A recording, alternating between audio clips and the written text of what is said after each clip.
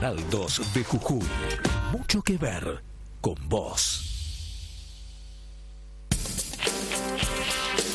A continuación, Sobremesa.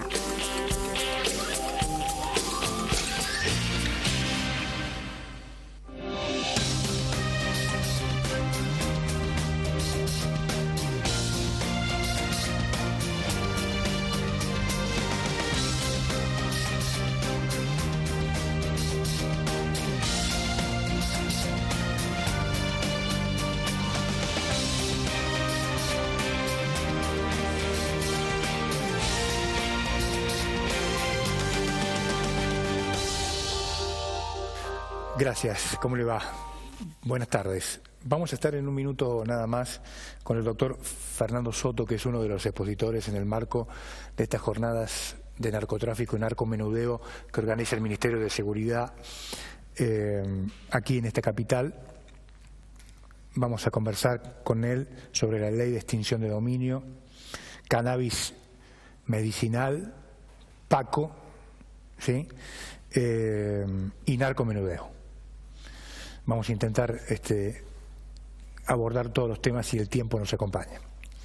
Pero mientras tanto quería hacer una reflexión respecto de un episodio político que ocurrió ayer en el Senado de la Nación, donde hubo un cruce entre la senadora kirchnerista Liliana Fellner. Se cruzó ayer con su par Silvia Jacopo de Cambia Jujuy. La senadora Fellner habla de persecución a los supuestos opositores al gobierno de la provincia de Jujuy.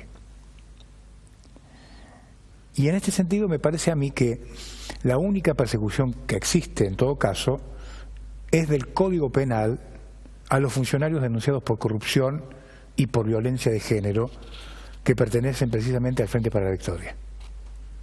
Esta es la única persecución que hay. Además, Liliana Fellner dice que en Jujuy los poderes ejecutivo y judicial son la misma cosa. La verdad es curioso, porque la senadora olvida que durante el gobierno de su hermano, Eduardo, manejaban a jueces y fiscales por teléfono. A los intendentes y a los funcionarios que se animaban a cuestionar algo del régimen, les inventaban causas judiciales y los extorsionaban con el tema de la coparticipación.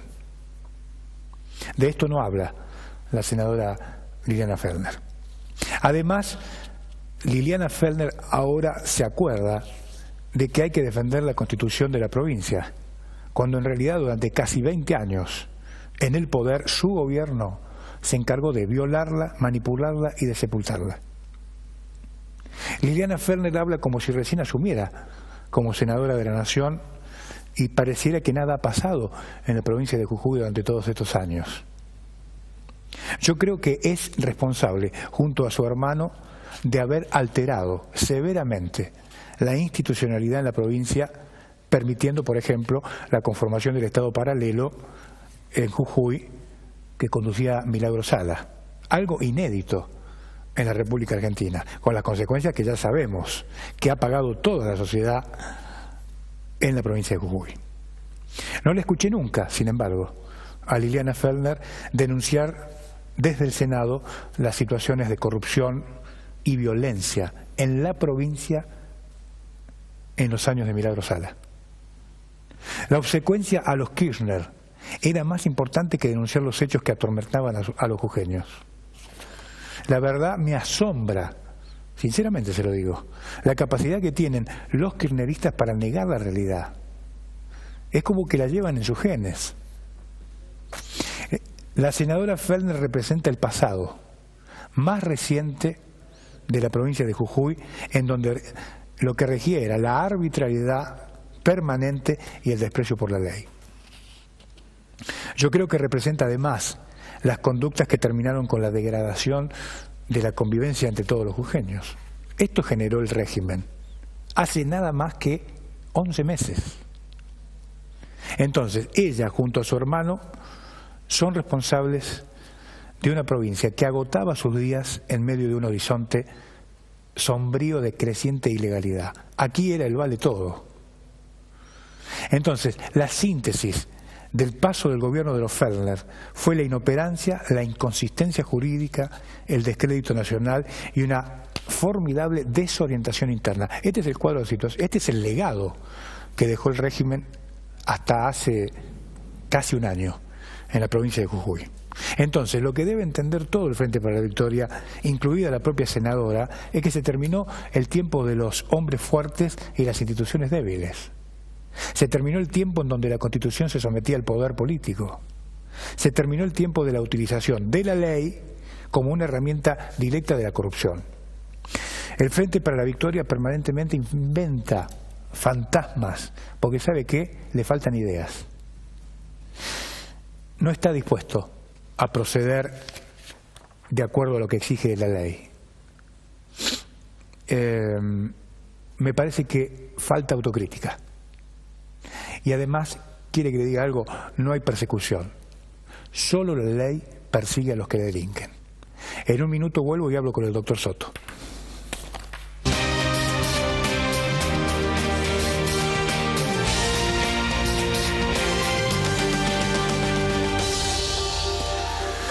Gracias, señor director, muy amable. El doctor Soto con nosotros. ¿Cómo le va, doctor? Gracias por venir. Bien, gracias a ustedes por invitarme. Bueno, ¿cómo lo ha recibido Jujuy? Bien, Jujuy es una de las provincias más hermosas de Argentina, me encanta particularmente. Bueno, y en el marco de un evento donde se van a tratar temas muy importantes como narcomenudeo, como en el caso suyo, que va a hablar de este tema, del PACO, de la ley de extinción de dominio, el cannabis medicinal, que es un tema que se ha venido hablando, o se está hablando en estos días, ¿no? Sí. Temas muy importantes. Sí, lo importante es que empieza a ser las leyes de seguridad, la cuestión de seguridad, a ser federal, a ser de toda la Argentina. Piense que la Policía Federal, por ejemplo, estaba pensada, diseñada para Buenos Aires, aunque era una policía federal, pero funcionaba en Buenos Aires, el 90% de los recursos y el destino estaban en Buenos Aires. Bueno, ya no va a ser así. La Policía Federal va a ser una fuerza de investigación de todo el país, con regiones, ya se inauguró la de Cuyo, ya va a inaugurar la del norte, con una investigación, con una fuerza dedicada a investigar delitos complejos. Esto es lo que está cambiando, por eso estas jornadas son para interactuar, son muy importantes para nosotros, para Buenos Aires, muy importantes pues para toda Argentina. Claro, sobre todo para comprender realmente cuál es la problemática en el interior del país. No. Sí, cambia totalmente. Este es un país con provincia y federal, pero que no funciona tan federal en la práctica. Hace falta más intercambio. Yo estoy en la función pública hace poco, yo siempre trabajé como abogado, y me doy cuenta nos sorprendemos del intercambio. Por ejemplo, cuando hubo un Consejo Federal que estaba desarmado, donde todos los ministros de seguridad del país participaron, los jefes de todas las fuerzas empezaron a cambiar el teléfono. No tenían ni los teléfonos los jefes de las fuerzas de la policía de la provincia. Claro. Ni se conocían. Qué barbaridad. Ahora, estas figuras, ¿no?, que aparecen instaladas, por ejemplo, el tema de la extinción de dominio, tiene que ver con, estamos hablando en el marco de la lucha contra el narcotráfico, ¿verdad? Exacto, sí. Cuénteme. Es que extinción de activos es sacarle los bienes a los narcotraficantes, sí. Pero no solamente para eso, Esta ley que está con media sanción en el Senado, sí. O sea, en el Senado no hay mayoría del gobierno, en realidad el gobierno no tiene mayoría en ninguna sala. Así es. Sí, el Frente para la Victoria en el Senado, de allí empezó y se aprobó con modificaciones, en realidad vino de diputados y se aprobó con modificaciones, tiene que volver a diputados, pero las modificaciones son menores. La ley no es solamente para narcotráfico, es para corrupción también. Sí, claro, claro. Es para trata de personas, es para secuestro de personas, es para contrabando agravado. Se le van a sacar los bienes sin esperar la sentencia. Usted vio que los juicios contra los funcionarios públicos demoran 10 años, 15 años, no terminan nunca, y prescriben, quedan en nada.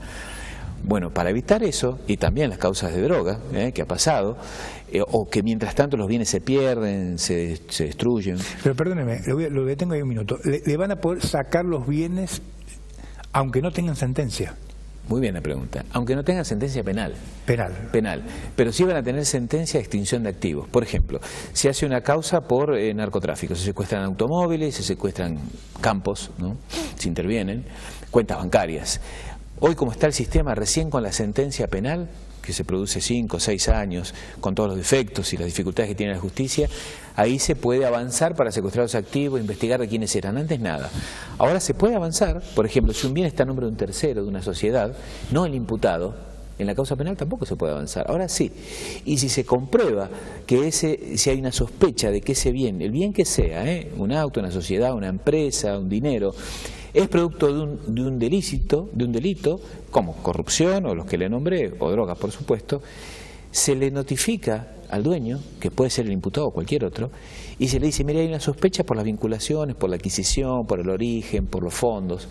Demuestre que esto no es así, nosotros estamos diciendo que esto es así, defiéndase, y si el juez tiene el convencimiento de que efectivamente el origen es ilícito, se secuestra y se extingue, se le saca. Sin indemnización, no es que se indemniza, no, se les confisca los bienes inmediatamente, aunque no haya condena penal. En el proyecto del Senado se puso que si se llegase a probar luego en la condena penal, en la sentencia penal, que el delito no existió, que no hubo nada de eso, no solamente que no hubo condena, sino que el delito no existió y no hay ninguna relación, se le devuelve y se indemniza. Por mi experiencia como abogado, soy funcionario ahora, ¿no?, que se llega a una condena donde se pruebe que el hecho no ocurrió, eso no existe. Que no se condenen sí existe y mucho, claro, pero lo contrario no pasa. Usted es optimista que va a salir la ley finalmente, ¿no es cierto? Soy optimista y sé que sí, esta es mi función en el Ministerio de Seguridad. Trabajamos articulando con el Congreso de la Nación, Ministerio de Seguridad de la Nación, sí, en Buenos Aires. Sí. Y el proyecto de diputados fue cambiado por el Senado, por el Senado de la Nación, pero este proyecto que cambiaron, o sea, en la versión cambiada, también se secuestra, solo que en vez de ser el juez civil e invirtiendo la carga de la prueba, donde le decía, mire, defiéndase si no se lo sacamos, dijeron no, que el juez penal lo haga y que se le dé el derecho de defensa amplio y luego se establece si se le sacan los bienes. Mientras tanto, la causa penal es independiente y continúa, o sea, puede ser contra la misma persona o contra otra persona. ¿Cómo lo definió usted? Sentencia de extinción de activos. Extinción de activos. Sí, sería como, para que la gente entienda, como una expropiación, como una confiscación.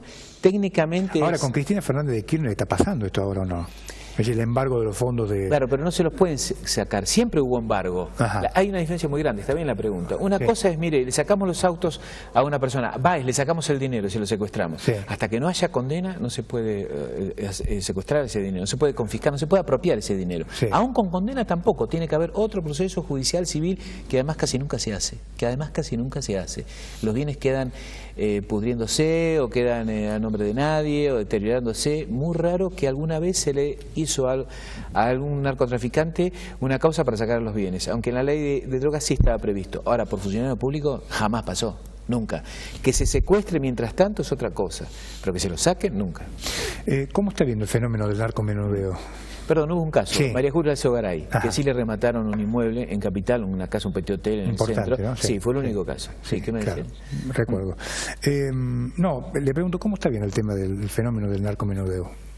¿Cómo lo está viendo el Gobierno Nacional de esto? Y con alguna preocupación, porque es una ley que establecía un criterio para no saturar a la justicia federal con investigaciones por venta para consumo personal, de droga para consumo personal. Pero en algunas jurisdicciones se ha fracasado estrepitosamente, como en la provincia de Buenos Aires, uno de los lugares donde más tráfico hay de todo el país, porque de alguna manera, sin querer la ley, permitió que se facilite la corrupción. Entonces, las fuerzas de seguridad, algunos miembros de las fuerzas de seguridad, en vez de perseguir al narcotraficante, que siempre está atrás del narcomenudeo, obviamente, presentaba la causa como si fuera nada más que se obtuvo un kiosquito, que se detuvo ni siquiera un dealer, cuando en realidad tenían todas las pruebas de narcotráfico. Hay casos emblemáticos así que donde los jueces nos hicieron saber al Ministerio de Seguridad la preocupación, que luego lo advertían, que había todo un ocultamiento de una red de narcotráfico. En Entre Ríos también fracasó por una interpretación de la Corte, de que la adhesión fue incompleta. Y en otras provincias funciona, pero no funciona muy bien porque hay un solo juzgado federal, por ejemplo, si no me equivoco, creo en Santiago del Estero. No es fácil el sistema. No se pueden crear juzgados de un día para el otro, ¿no? Hay que crear los juzgados, luego los cargos con un concurso que demoran años. Entonces, lo que se está haciendo es optimizar lo que se tiene para actuar ya. Se va a incorporar, es un proyecto que se va a incorporar al Congreso de la Nación, si el presidente lo decide así, por sesiones extraordinarias, donde se va a hacer una mesa de intercambio de información. Entonces, ¿hay un kiosco de droga? Bueno, va a haber los fiscales federales y los fiscales ordinarios, no federales, con la fiscalía especializada donde la haya, una mesa de intercambio de información. Y van a ver quién fue. No, pero yo tuve una causa en ese lugar, en esa villa o donde fuera, el mes pasado, y sé que hay una organización, estos nombres me suenan. No, esto es federal. y siempre se le va a dar predominio a lo federal, pero va a haber un constante monitoreo para evitar que pasen esas cosas que le mencioné. Claro, claro, está muy bien. Acá, seguramente en villas, en Buenos Aires, el tema del fenómeno del Paco debe ser importante. No es menos importante aquí en Jujuy, realmente hay zonas perdidas prácticamente por el tema del fenómeno del Paco, ¿no? Sí. ¿Cuál es la visión del gobierno respecto de este tema? Antes el Paco era algo restringido a Buenos Aires, sí, a los sectores más carenciados. Hoy ya está extendiéndose en todo el país. La experiencia en el mundo, en otros países, es que pasó a ser una droga de consumo en clases altas, inclusive. Hoy es de las clases económicamente más bajas porque es barata. Pero pasó a ser snob, pasó a ser de moda en muchos países. Hoy sí en Argentina se está extendiendo cada vez más en diversas provincias. El Paco tiene fundamentalmente un componente que es pasta base de cocaína, es lo que sobra de la cocaína. Cuando se hace la cocaína queda una base que antes la tiraban. Ahora la reciclan y la venden como Paco. No siempre tiene el mismo componente, porque la pasta base se las tira con otras cosas, de todo le ponen. Es más, no hay un estudio médico que nos diga efectivamente qué es lo que destruye tanto el cerebro de los jóvenes. Esto es literal lo que les digo, ¿eh? La fundación de Facundo Manes está desarrollando, lo estamos incorporando en el proyecto y vamos a proponerlo como expositor en el Congreso, un estudio con la Fundación Favaloro, que les rector la Fundación Favaloro, porque comprobaron que destruye el circuito neuronal muy rápidamente. Destruye la sinapsis entre las células neurológicas. Quedan como zombies. Y sobre todo son los pibes, son los chicos más jóvenes, que a su vez son usados por los narcotraficantes como soldaditos para captarlos, porque cada vez necesitan más dosis, porque tienen una baja dosis el Paco, necesitan cada vez más, cada vez se van destruyendo ellos en su autoestima, en su emocionalidad, en sus decisiones, y son utilizados esos por los que les interesa nada la vida de los demás, los destruyen, venden muerte realmente. Entonces lo que estamos proponiendo es que se eleven las penas del narcotráfico de Paco, no al consumidor, del narcotráfico, y que se le dé una atención sanitaria inmediata con una política de Estado que implique una ayuda real y concreta. Hoy por hoy, por ejemplo, cuando alguien va a una causa penal por tenencia de estupefaciente para consumo personal, queda absuelta, porque hubo un fallo de la Corte, Arriola, del 2009, que dijo que eso no es delito. Más allá de eso, de uno está a favor o no, eso es una realidad que se aplica en todos los juzgados. Pero si hay alguien que está afectado por el Paco, en un juzgado entra, pasa, sale, nadie le da ninguna ayuda. Se va a su casa, ok, no lo criminalizan, pero no lo ayudan. Entonces, con este proyecto lo que tratamos es que si se advierte que alguien está ahí, no importa que sea procesado, imputado, testigo, lo que fuera, inmediatamente apliquen las leyes que están en vigencia, que son la Ley de Salud Mental del 2010 y el nuevo Código Civil y Comercial. O sea, en concreto, si lo ven que está afectado, inmediatamente llévenlo a un centro sanitario. Si hay peligro para él o para otros, bueno, tienen que dar una ayuda inmediata. Es como que alguien que está en una situación similar, imagínense cualquiera. Que bueno, y desde el punto de vista legal, para los que venden el Paco, ¿van a subir las penas? Sí, se suben las penas del 50%. 50%. Sí.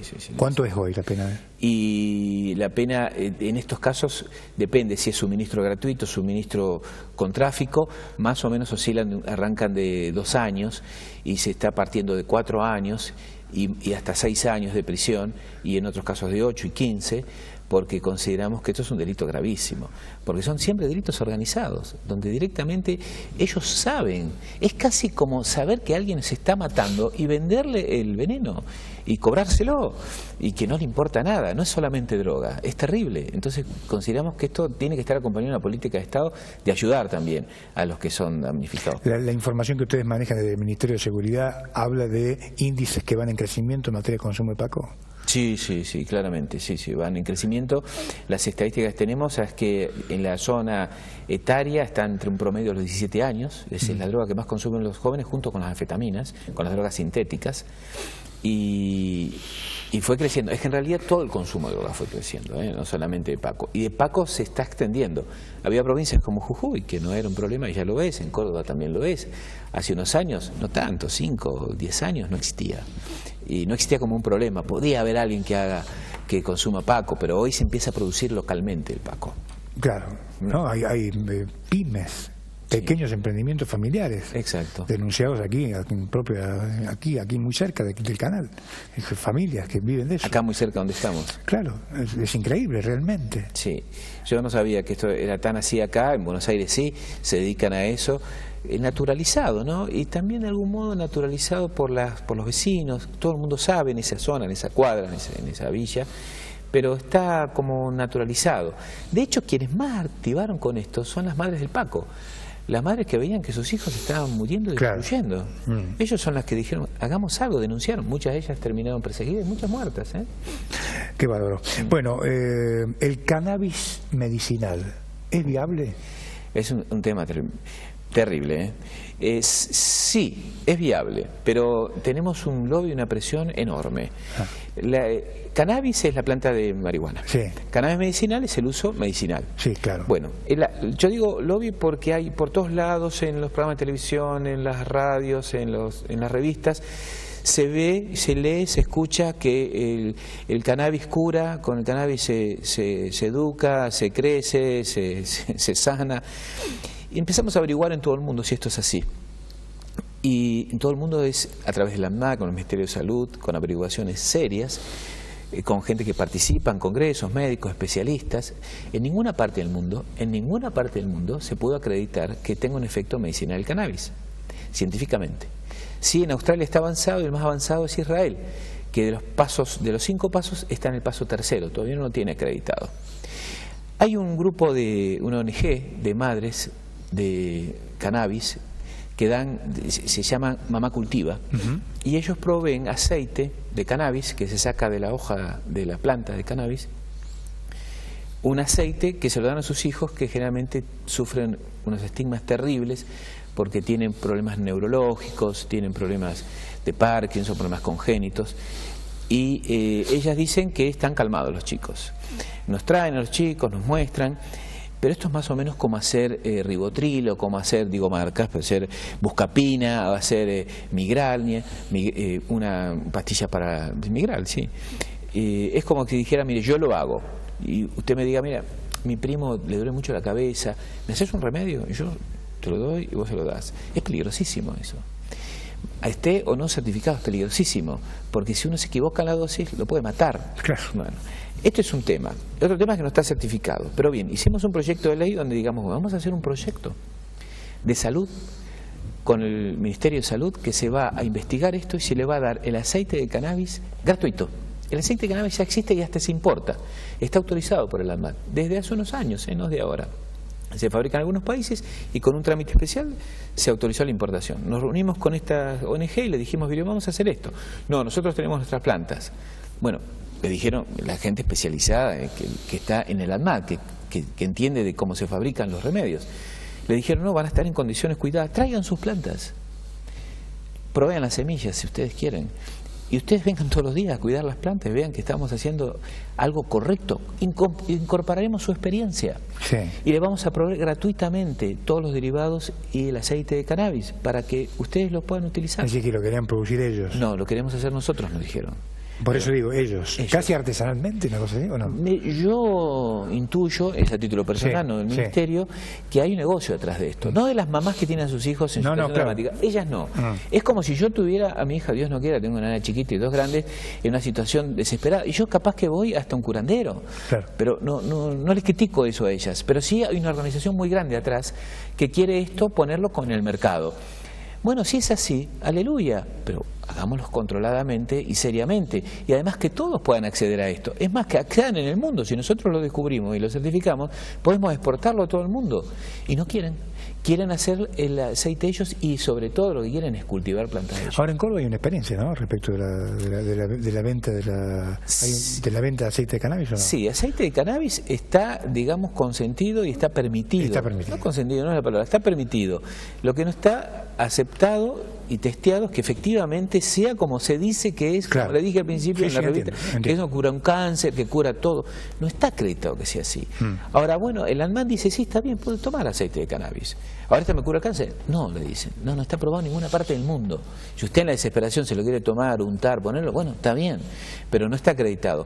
Hay una ley en Chubut que salió, que no es muy ambigua, no define nada. En concreto, este es un proyecto de ley que esperemos que se pueda sancionar, pero está resistido porque quieren hacer el cultivo ellos, tener las plantas ellos, y eso no lo vemos nosotros como producción. Está muy bien. Doctor, gracias por venir. Gracias a ustedes por Ha sido muy atento, muy Gracias. amable. El doctor Fernando Soto, aquí con nosotros, hablando de estos temas que seguramente afligen, preocupan en su casa. Chao, hasta luego.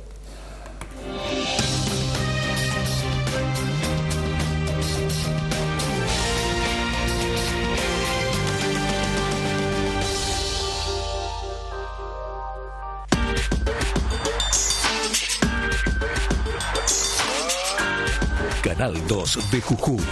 Mucho que ver con vos.